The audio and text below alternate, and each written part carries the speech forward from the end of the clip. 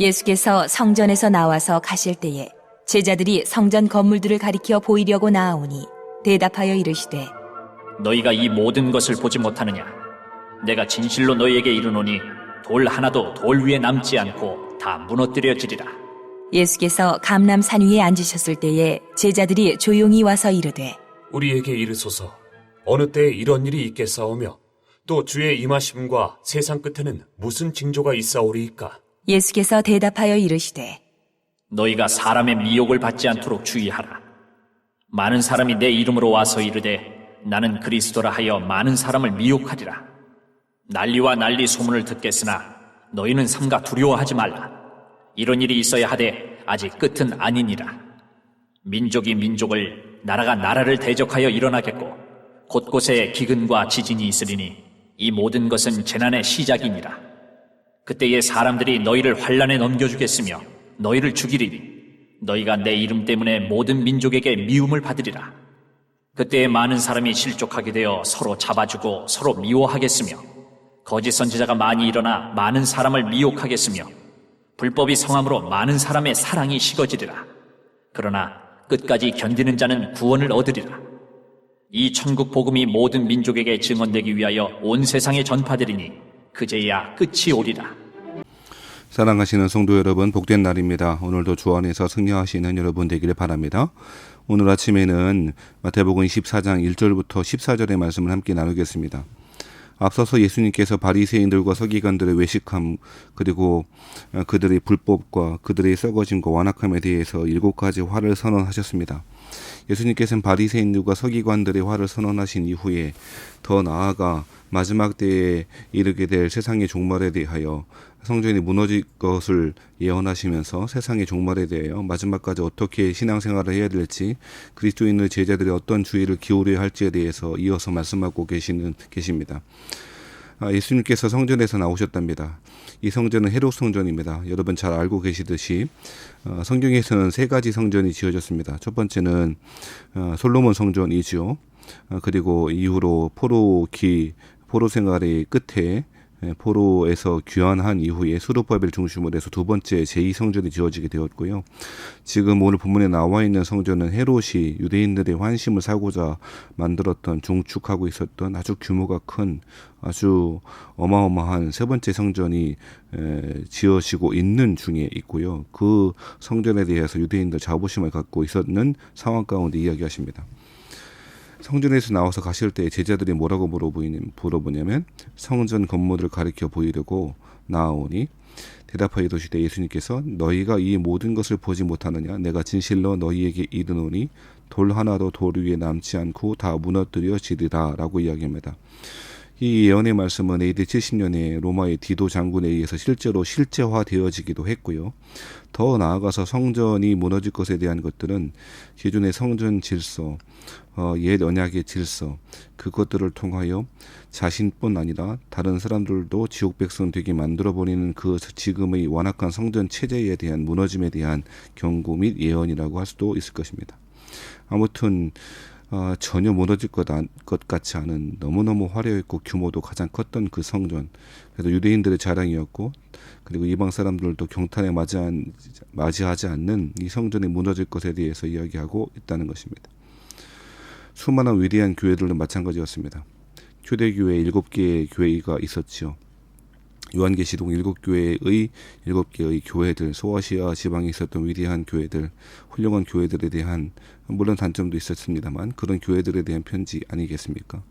지금은 그 교회들이 어떻게 되었습니까? 황폐한 폐허밖에 남지 않았고 사람들은 그 폐허를 보면서 여러 가지 생각을 갖게 되어지고 있지 않습니까? 성전뿐 아니라 그 어떤 것이라도 하나님의 말씀 위에 기초에 서지 않는 교회들은 무너지게 될 것입니다. 반대로 이야기하면 굳건한 반석 위에 세워진 교회는 주는 그리스도시요 살아계신 하나님의 아들이십니다라고 하는 그 신앙의 고백 위에, 그 진리 위에 세워진 교회야말로 음부의 권세가 무너뜨리지 못하게 하는 교회가 될 것입니다. 아무리 규모가 크고 아무리 화려한 성전이라 할지라도 하나님이 계시지 않는 것이라면 성전이 될 수 없고 그 성전은 무너질 수밖에 없는 것이죠. 그런데 유대인들도 제자들도 성전이 파괴되는 것은 세상의 종말이라고 인식하고 있었던 것 같습니다. 그래서 예수님께서는 그들의 생각을 아시고 이 성전의 무너짐이 의미가 무엇인지에 대해서 그 세상의 종말이 성전 자체가 파괴되는 것이라기보다는 그 이후에 일어날 일에 대해서 이어서 계속 말씀하고 계시는 것이죠. 3절 말씀에 보면 예수님께서 감난산 위에 앉으셨을 때에 제자들이 조용히 와서 이르되 우리에게 이르소서 어느 때에 이런 일이 있겠사오며 또 주의 임하심과 세상 끝에는 무슨 징조가 있사오리까 라고 이야기합니다. 제자들은 성전이 무너지는 것과 세상 끝에 일어날 징조와 심판에 대해서 연결시켜서 생각하고 있었고 그렇게 질문하고 있는 것이죠. 자, 그러시면서 4절 말씀에서부터는 예수님께서 마지막 때에 벌어지게 될 상황과 징조들에 대해서 이야기하시는데요. 첫 번째가 무엇이냐면 미혹입니다. 4절 말씀이죠. 예수께서 대답하여 이르시되 너희가 사람의 미혹을 받지 않도록 주의하라 라고 이야기합니다. 또 11절 말씀에 보면 거짓 선지자가 많이 일어나 많은 사람을 미혹하겠으며 라고 이야기합니다. 종말의 현상과 징조 가운데 하나는 바로 사람의 미혹, 거짓 선지자와 같은 미혹, 적그리스도와 같은 사람들의 미혹이 있을 것이다 라고 이야기하는 것입니다. 그러므로 종말을 지혜롭게 대처하는 사람들은 몇 날 며칠 몇 시에 예수님 재림하신다라고 하는 시기에 대하여 맞추려고 하는 그런 자세가 아니고 그건 불경건한 것이고요. 오히려 그리스도의 말씀을 통하여 주의 말씀을 통하여 진리의 말씀을 통하여 분별력을 갖는 것, 그것이 종말에 대하여 대처하는 마지막 종말의 시대를 살아가는 그리스도인 제자들의 모습이 되어야 할 것입니다. 그것은 단순하거나 쉽지만 않을 것입니다. 사람들은 사람의 말을 분별력 없이 믿을 때가 얼마나 많습니까? 자신이 아무리 합리적이라고 생각하는 사람들도 가짜뉴스에 현혹되기 쉽고 속아 넘어가는 것이 일반적입니다. 적그리스도로 가장하고 거짓 선지자로 가장한 사람들이, 거짓 선지자들이 얼마나 많은 사람들을 미혹하겠는지에 대해서 예수님 말씀하고 있는 것이죠. 사랑하시는 성도 여러분, 마지막 때의 종말의 시대를 살아가는 우리 모든 교우들이 하나님의 말씀을 가지고 말씀 위에 세워지는 분별력이 우리 가운데 넘치도록 주어지기를 주의 이름으로 축복합니다. 그리하기 위해서 주의 말씀을 주야로 묵상하고 그 말씀을 연구하고 가르치고 준행하기로 결심하는 에스라와 같은 학사 에스라와 같은 자세와 믿음의 태도가 우리 가운데 있게 되기를 주의 이름으로 축원합니다. 5절 말씀에 보면 그들이 미혹하는 내용이 무엇입니까? 많은 사람이 내 이름으로 와서 이르되 나는 그리스도라 하여 많은 사람을 미혹하게 될 것이다 라고 이야기합니다. 자신이 그리스도라고 하는 사람들, 적그리스도시죠. 가짜이죠. 그런 사람들이 많이 있게 될 것이다 라고 이야기하고 있습니다. 6절 말씀에 보면 난리와 난리 소문을 듣겠으나 라고 이야기합니다. 어떤 난리입니까? 기근과 지진과 같은 난리들, 국지적일 뿐 아니라 전 우주적인 격변들이 마지막 때 종말의 때 있을 것이다 라고 이야기하고 있고, 민족이 민족을 나라가 나라를 대적하는 전쟁의 소문들이 곳곳에서 있게 될 것이다 라고 이야기하고 있습니다. 그것이 인간의 완악함의 결과이죠. 사람의 완악함은 서로를 죽이고 서로의 것을 빼앗는 것을 통하여 자신의 힘을, 자신의 생존을 담보하려고 하는 것이 바로 세상 사람들의 특징 아니겠습니까? 이런 일들이 마지막 종말에 때 있게 될 것이다 라고 이야기하는 것입니다. 그런데 문제는 이 모든 것은 재난의 시작이라고 이야기하는 것입니다. 그것이 마지막 종말의 징조일 뿐 아니라 그것은 어쩌면 시작의 사인일 수도 있겠다라고 이야기하는 것입니다.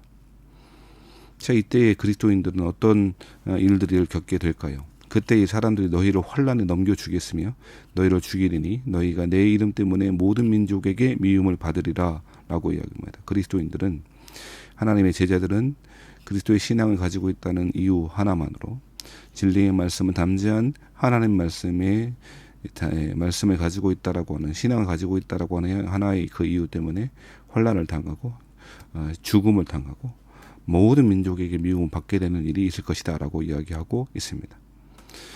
그 결과로 많은 사람들이 실족하게 되어지고 서로 잡아주고 서로 미워하는 일들이 벌어질 것이다 라고 이야기하고 있습니다. 암울한 예측, 암울한 예언입니다만 실제로 이러한 혼란 가운데 믿음과 신앙을 지키는 것이 얼마나 어려운 일인지 경계로 삼아야 할 것입니다. 또한 12절 말씀에 보면 그 결과에 대해서 두 번째로 이야기하시는 것이 무엇입니까? 불법이 성함으로 많은 사람의 사랑이 식어지리라 라고 이야기하고 있습니다. 교회와 교회 공동체의 가장 중요한 그 기둥이 무엇입니까? 그것은 사랑일 것입니다. 사랑이 식어가는 현상은 말세의 분명한 징조이고 특징이라고 성경에서 이야기하고 있습니다. 예루살렘 성전이 파괴되어야 하는 이유, 파괴된 이유가 무엇이겠습니까? 그것은 바로 율법의 완성, 율법의 정신이었던 궁일과 사랑이 사라지게 된 것이기도 합니다. 그들은 성전 제도를 지키기 위하여 자신의 전통을 지키기 위하여 사람들을 사랑하고 그들을 그리스도의 나라의 백성으로 삼는 것이 아니고 자기들만 지옥에 갈 것이 아니고 사람들 또한 지옥으로 보내는 그야말로 사랑이 완전히 사라진 상태가 될 거라고 예언했지 않습니까? 율법의 정신은 사랑입니다. 율법의 정신은 긍휼과 정의입니다. 그런데 그 율법의 완성인 사랑이 신앙 공동체에서 사라지게 된다면 남는 것은 심판밖에 없게 되어지겠죠. 이것이 종말의 현상이고 마지막 때 일어날 일이라고 이야기하는 것입니다. 거꾸로 이야기하면 마지막 시대의 종말의 시대를 살아가는 그 그리스도인들의 자세는 여러 가지 미혹과 혼란과 재난과 여러 가지 징조들이 있을 것입니다만 그 가운데 하나님이 우리에게 맡겨주신 하나님의 사랑을 담대한 사람으로서 그 사랑을 증거해내고 그렇게 사랑을 실천해내고 살아가는 것, 그것이 그리스도인의 모습이 되어야 할 것입니다. 어떻게 해요? 13절에 보면 끝까지 뭐하는 자가요? 견디는 자는 구원을 얻으리라. 혼란과 핍박과 여러 가지 미혹에 맞서 진리의 말씀으로 우리의 신앙을 굳건하게 지켜나가고 사랑을 실천하고 증거해내고 살아가는 식으로의 그 견딤, 그 견디는 것이야말로 구원의 길이 될 것이다 라고 이야기하고 있습니다. 우리의 힘이 아니고 성령께서 우리 안에 역사하셔서 그리스도께서 주신 말씀을 기억해내고 그 말씀을 주야로 묵상함을 통해서 견뎌내고 마침내는 종말의 때에 승리하는 그리스도인, 종말의 때에 참 구원을 얻는 그리스도인이 되어야 할 것입니다. 한 가지 14절 말씀에는 성전이 무너지는 것이 마지막 종말의 모습이 아니고 14절 말씀 보면요. 이 천국 복음이 모든 민족에게 증언되기 위하여 온 세상에 전파되리니 그제야 끝이 오리라 라고 이야기합니다. 하나님은 모든 민족에게 그리스도의 복음을 증거하게 하시고 그리고 그제야 끝이 오리라, 즉 세상의 종말이 임할 것이다 라고 이야기하고 있습니다. 이것은 우리 그리스도인들 어떻게 살아가야 될지에 대한 종말을 살아가는 그리스도인들이 태도가 어떠해야 될지를 잘 보여주고 있습니다. 그것은 그리스도의 복음을 증언하는 것입니다. 열방이 그리스도의 십자가의 피 묻은 복음을 증거하는 것, 선교의 사명을 감당하는 것이야말로 종말을 살아가는 그리스도인의 모습이 되어야 할 것입니다. 여러 가지 물질로, 시간으로, 기도로 수많은 선교사님들을 돕고 관심을 가지고 기도하며 물질을 후원하며 그들이 당하는 어려움과 함께 어려움에 동참하며 그렇게 살아가는 것이야말로 종말을 살아가는 그리스도인의 지혜로운 모습일 것입니다. 말씀 마치겠습니다. 사랑하는 우리 세원학교의 성도 여러분, 먼저는 주의 말씀에 진리 위에 굳건히 서가시는 여러분 되길 바랍니다. 우리의 신앙의 출발은 믿음일 것입니다. 그 믿음은 하나님 주신 선물입니다. 하지만 그 믿음은 알물 추구하는 믿음이어야 할 것입니다. 그래서 믿음과 지식의 관계를 바르게 정립하여 그리스도를 더욱 깊이 알고 그래서 그 암 때문에 그 아는 것들 때문에 하나님을 더 깊이 사랑하는 그 은혜의 선순환이 우리 교우들 가운데 넘치게 되기를 바라고 마지막 때의 종말의 시대를 살아가는 그리스도인들이 끝까지 견디며 인내하며 사랑으로 세상을 품으며 그리스도의 복음을 끝까지 세상의 열방의 전 세계에 선교하는 일에 열심을 다하는 저와 여러분 되시기를 주의 이름으로 부탁합니다.